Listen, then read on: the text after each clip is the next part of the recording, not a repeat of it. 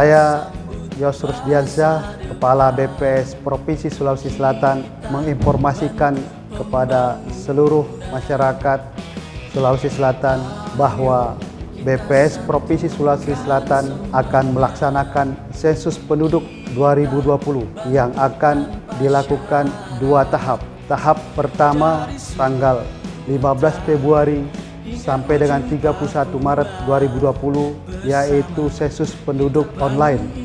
Masyarakat bisa mengupdate sendiri data secara mandiri.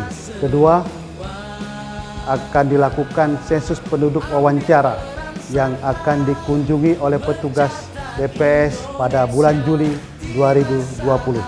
Untuk itu, kami menghimbau kepada seluruh masyarakat Sulawesi Selatan agar berpartisipasi aktif mengisi sensus penduduk online melalui web sensus.bps.go.id pada tanggal 15 Februari sampai dengan 31 Maret 2020. Kemudian bersedia menerima petugas kami di bulan Juli 2020 untuk sensus penduduk wawancara. Sensus penduduk 2020 mencatat Indonesia. Kita bangun Indonesia.